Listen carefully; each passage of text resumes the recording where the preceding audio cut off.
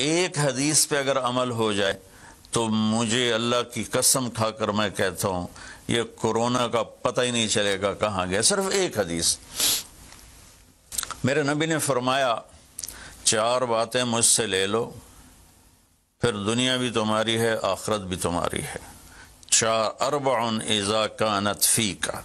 4 باتیں لے لو مجھ سے پھر دنیا بھی تمہاری ہے آخرت بھی تمہاری ہے.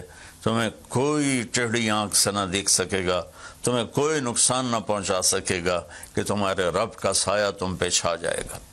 تو 4 باتیں کون سی ہیں؟ صدق و حدیث, ہمیشہ سچ بولنا, جھوٹ نہ بولنا.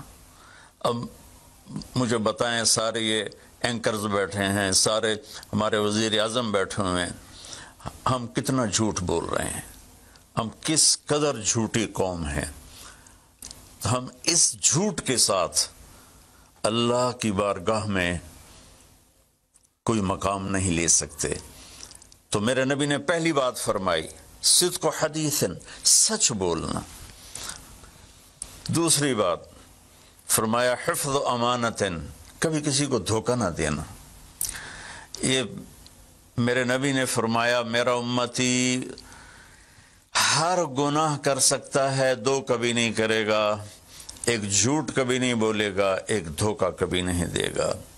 تو وزیر اعظم صاحب آپ اکیلے ہیں, دیانتدار ہیں, اللہ سے رونے دھونے والے ہیں, مانگنے والے ہیں, لیکن 22 کروڑ لوگوں میں سچے کتنے ہیں؟ 22 کروڑ لوگوں میں دیانتدار کتنے ہیں؟ ایک بہت بڑے چینل, میں ہاتھ جوڑ کے اینکر بیٹھے ہیں, معافی مانگ کے بات کر رہا ہوں, ایک بہت بڑے چینل کے مالک نے مجھ سے کہا کوئی نصیحت کرے. میں نے کہا چینل سے جھوٹ ختم کر دو. کہا پھر چینل ختم ہو سکتا ہے, جھوٹ نہیں ختم ہو سکتا. تو جہاں جس کو, یہ صرف پاکستان کی بات نہیں, پوری دنیا کا میڈیا جھوٹا ہے اور سب سے زیادہ جھوٹ بولا جاتا ہے. اور میرے رب کو, میرے نبی کو جھوٹ سے نفرت ہے. میرے نبی نے فرمایا پیاز کھا کے مسجد میں مت آؤ کہ فرشتوں کو تکلیف ہوتی ہے, بو ہوتی ہے. لیکن میرے نبی نے فرمایا جب کوئی مرد عورت جھوٹ بولتا ہے تو فرشتے اس کے منہ کی بدبو سے 3 میل دور بھاگ جاتے. تو جھوٹ اور خیانت کے ساتھ ہم کسی آفت کا مقابلہ نہیں کر سکتے. آپ نے فرمایا صدق و حدیث, حفظ و امانت, سچ بولنا چاہے جان چلی جائے, اور دھوکہ نہ دینا. مسلمان کسی کو دھوکہ نہیں دیتا ہے. تیسرا فرمایا حسن و خلیقت, اپنے اخلاق اچھے کرنا, اور اخلاق کا سب سے اونچا مقام حیا ہے. اب میں کیسے بات کروں؟ میرے دیش میں حیا کو کس نے تار تار کیا؟ میرے دیش کی بیٹیوں کو کون نچا رہا ہے؟ ان کے کپڑے لباس مختصر کون کروا رہا ہے؟ یہ کس کے گردن میں میں یہ گناہ ڈالوں؟ میں مجرم ہوں, میں نے اپنی قوم کو نہیں سمجھایا, میں اللہ سے معافی مانگتا ہوں.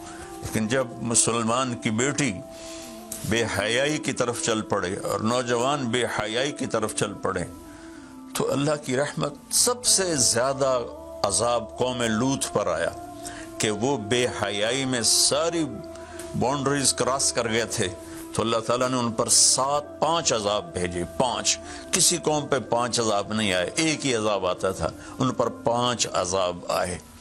تو تیسری بات میرے نبی نے فرمائی ہے کہ حیا والے بنو, حیا والے بنو. لیکن میری نسل ہے, مجھ سے خان صاحب نے بات کی تھی پہلی دفعہ کہ میں چاہتا ہوں کہ میری یوتھ اللہ کے نبی کے ساتھ جڑے, چونکہ جو ہمارے کالج ہیں, ہماری یونیورسٹیز ہیں, ہمارے خاص طور پر جو یہ پرائیویٹ سکولز ہیں, یہ امت کو, نوجوانوں کو اللہ رسول سے کاٹ رہے ہیں. تو اللہ تعالیٰ یہ پہلا شخص ہے جس کے لیے میرے دل سے دعا نکلی جب اس نے کہا کہ میں نے آپ کو اس لیے بلایا ہے کہ میری قوم اپنے نبی کے ساتھ کیسے جڑ جائے. میں کیا بتاؤں, جب تک اس بے حیائی کو نہیں ہم روکتے, اور کوئی روک نہیں سکتا ہے, اندر سے نیت نہ ہو. سرنڈر ماڈل سکول میں میں نے میٹرک کیا ہے, ہمارے ایک وارڈن, میں ہاسٹل میں رہتا تھا, وہ آ گئے, نمازی تھے, انہوں نے نماز کی سختی کر دی, ہم بے وضو جا کے کھڑے ہو کر نماز پڑھ لیتے تھے. بے وضو، کیونکہ ڈنڈا انسان کو انسان نہیں بناتا ہے جب تک انسان اپنے من میں ڈوب کر پا جا سراغ زندگی۔ تو اگر میرا نہیں بنتا نہ بن، اپنا تو بن۔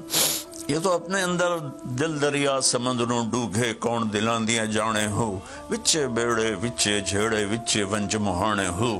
میری قوم جھوٹ چھوڑ دے، میری قوم بددیانتی چھوڑ دے، میری قوم بے حیائی چھوڑ دے۔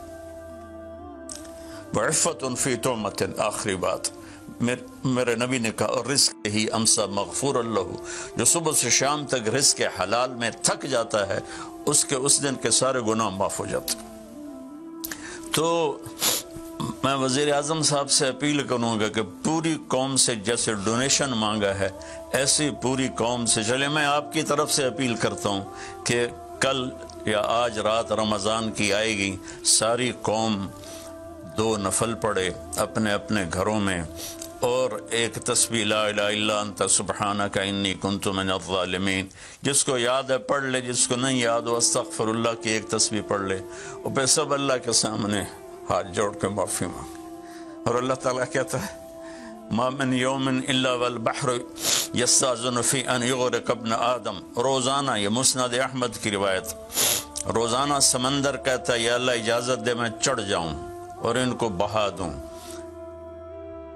والارض تستاذن فی ان تبتلعہ، زمین کہتی ہے اللہ مجھے اجازت دے میں ان بے حیاؤں کو نگل جاؤں، ان جھوٹوں کو، ان بدماشوں کو، اس مافیا کو میں نگل جاؤں۔ تو والملائکۃ تستاذن فی ان تعجلہ وتہلکہ، فرشتے اللہ سے کہتے ہیں یا اللہ تو ہمیں اجازت دے ہم ان کا صفایا کریں۔ میرا اللہ کہتا ہے دعو عبدی فانا اعلم بعبدی منکم، جاؤ جاؤ اپنا کام کرو، یہ میرا بندہ ہے اور میں جانوں میرا بندہ جانے۔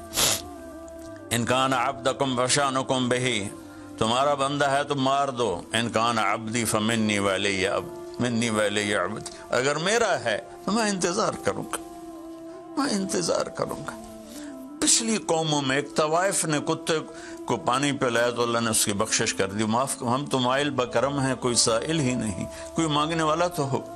ان 4 چیزوں نے ہماری ہر چیز بکھیر دی، توڑ دی۔ کسی بھی قوم کے لیے جھوٹ، بددیانتی، بے حیائی اور رزق حرام یہ ان کو تباہ و برباد کر دیتا ہے، اور کوئی قوم سچائی، دیانتداری، پاک دامنی اور رزق حلال پر ہوگی تو اللہ کا سایہ ان پر چھا جائے گا، اور دنیا کی کوئی طاقت ان کی طرف آنکھ اٹھا کر نہیں دیکھ سکتی۔ ہم تو اجڑے چمن کے مالی ہیں، عمران خان کو اجڑا چمن ملا ہے، کہاں تک آباد کر سکے گا، اللہ اس کی مدد کرے۔ چمن کے تخت پر جس دم شہ گل کا تجمل تھا، ہزاروں بلبلیں تھی باغ میں، ایک شور تھا، غل تھا، کھلی جب آنکھ نرگسی نہ تھا جز خار کچھ باقی، بتاتا باغ ماں رو رو، یہاں غنچہ یہاں گل تھا، یہاں غنچہ یہاں گل تھا۔ ابھی عمران صاحب نے یرموک کی اور قادسیہ کی بات کی، کتنے تھے؟ 30,000 تھے خالد ابن ولید کے کمانڈ میں، اور سامنے باہان جو تھا وہ 3 لاکھ کا لشکر لے کر آیا ہوا تھا، اور قادسیہ کے میدان میں بھی 30,000 صحابہ تھے، اور ادھر سے جو رستم تھا وہ 3 لاکھ کا لشکر لے کر آیا ہوا تھا، ان کے ساتھ اللہ تھا۔ ہم اللہ کو ساتھ لیں، سارے اسباب اختیار کریں۔ مالداروں سے کہتا ہوں، میں نے اپنا کلپ الگ ریکارڈ کرایا کہ اس سال ساری زکوٰۃ ان غریبوں میں تقسیم کریں۔ آپ تک تو ہر آدمی نہیں پہنچ سکے گا، اپنے اپنے علاقے میں جو مالدار لوگ ہیں وہ اپنی زکوٰۃ غریبوں میں ان میں تقسیم کریں، ان کے گھر جا کر دیں۔ کسی ایک کی دعا لگ گئی نا تو 7 نسلیں ہماری آباد ہو جائیں گی۔ تو بس میں معافی چاہتا ہوں، آپ نے مجھے کافی دیر بٹھایا تو میں نے بھی تھوڑا سا آپ کا ٹائم لے لیا، تو آپ درود شریف پڑھیں۔